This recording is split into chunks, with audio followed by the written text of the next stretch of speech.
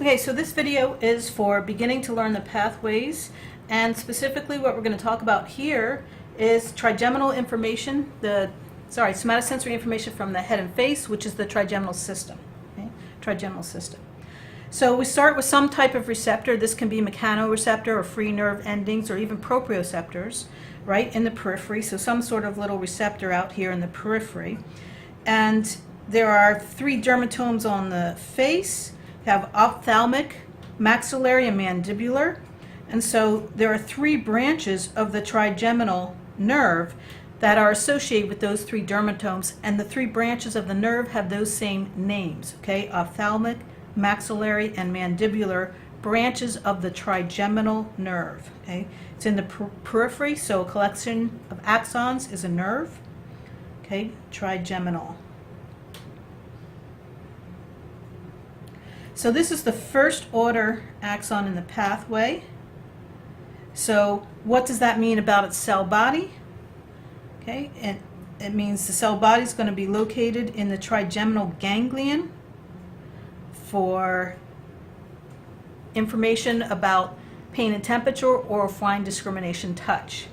There is an exception to that rule, and that's for proprioception, and we'll talk about that in a second.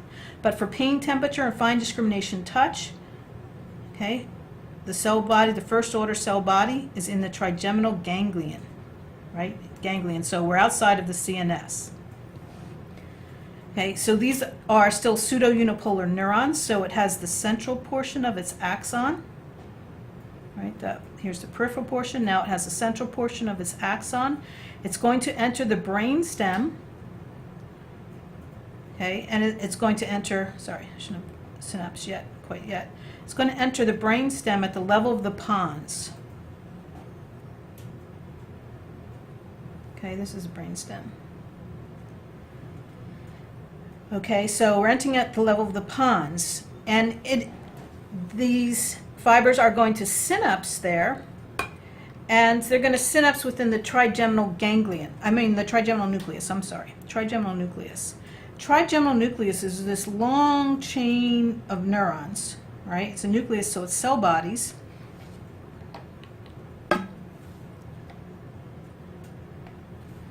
This long chain of neurons,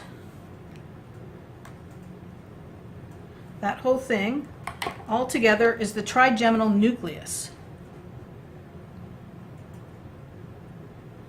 There's the spinal part, right? So this is called the spinal trigeminal nucleus. There's the main or chief. This is the main. And then there's the mesencephalic or midbrain component. Okay, so mesencephalic trigeminal nucleus. 3 parts. So as these axons, these first order axons, come in to the brainstem, they separate based on modality. Okay, based on modality. So the ones that are going to convey fine discrimination touch go straight across, okay, within the pons, and they synapse within the main trigeminal nucleus. Okay, so therefore the main trigeminal nucleus is fine discrimination touch. Okay, the axons that are coming in from free nerve endings conveying pain and temperature, those axons will descend. They'll actually come down to the bottom part of the spinal trigeminal nucleus, goes down to about C3. Okay, and they're going to synapse on second order neurons within the spinal trigeminal nucleus. Okay, and so these 2 sets of neurons are second order neurons. So what does the axon of the second order neuron do for information traveling to consciousness? Hopefully you remember that it crosses the midline. Okay, so this is going to cross the midline, and then it's going to ascend. Let's just get this out of the way.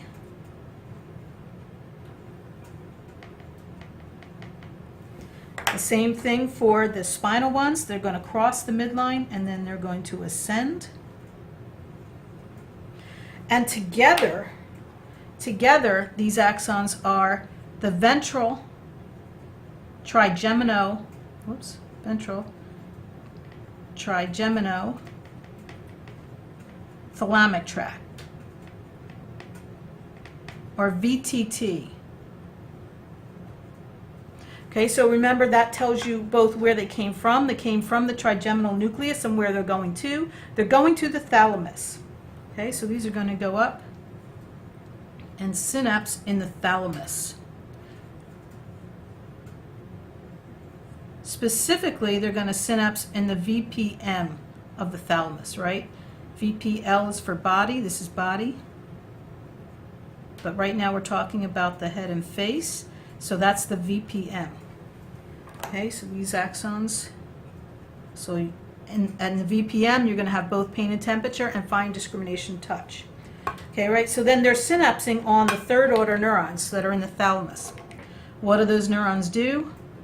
All those neurons ascend to S1, right? Primary somatosensory cortex, where they synapse on the fourth order neuron, right? So they're going to go to Brodmann's areas 3, 1, and 2 in the postcentral gyrus, right? Those are the thalamic ones. We've already crossed the midline, so these cell bodies are ipsilateral to their synapse, to where they're going to terminate, okay, for the thalamic neurons.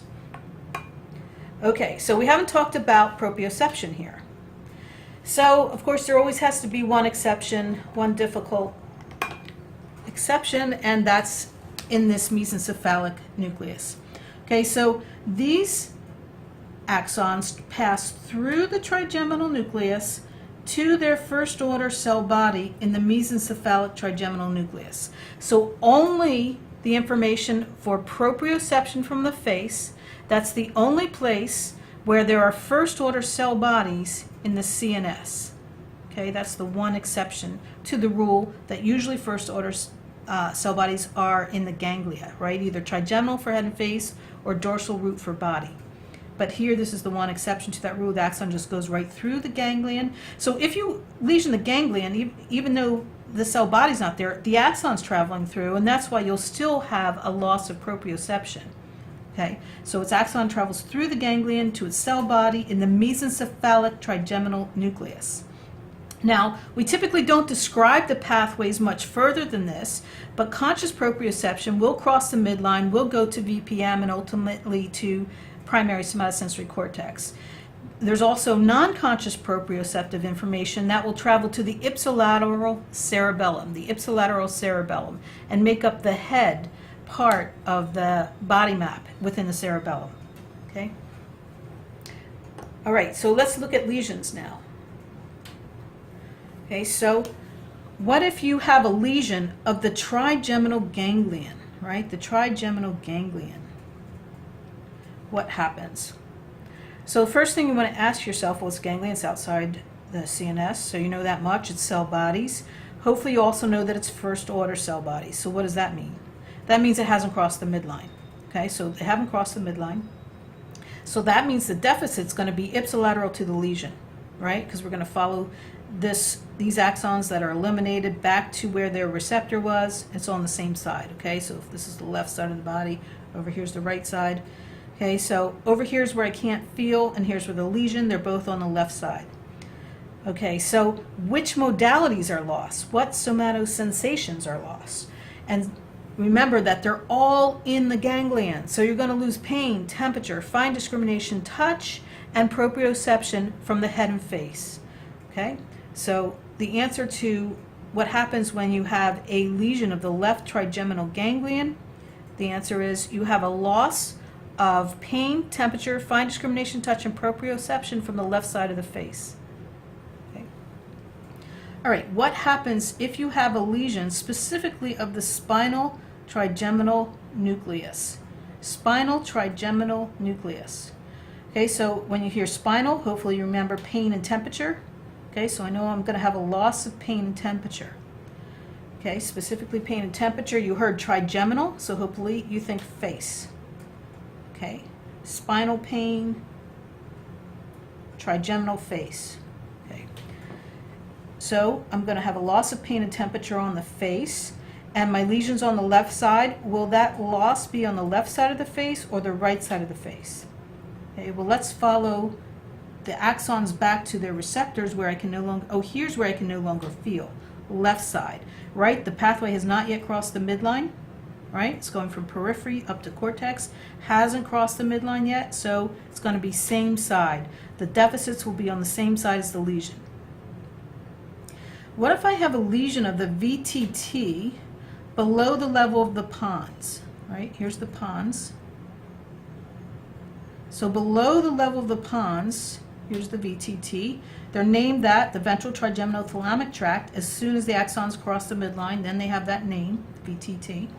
So if I have a lesion of the VTT below the level of the pons, what will I lose? Now in this case, I will not lose fine discrimination touch because that's entering above the level of the lesion, and that's all intact. That's fine.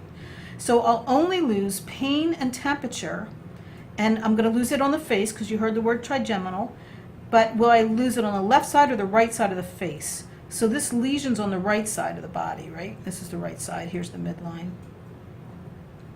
So let's follow the axons back to where I can no longer feel. Oh, here's the place where I can no longer feel, on the left side.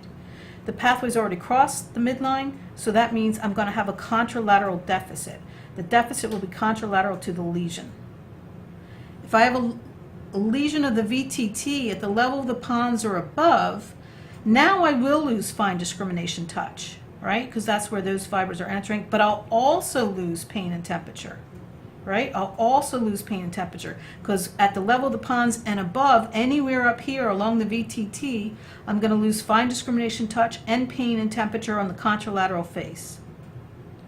Okay, right? The pathway's crossed, so it's contralateral. Same thing, if I have a lesion of the VPM or the S1 cortex, I'm going to lose all of the somatosensory modalities, right? And that will be contralateral to the lesion itself.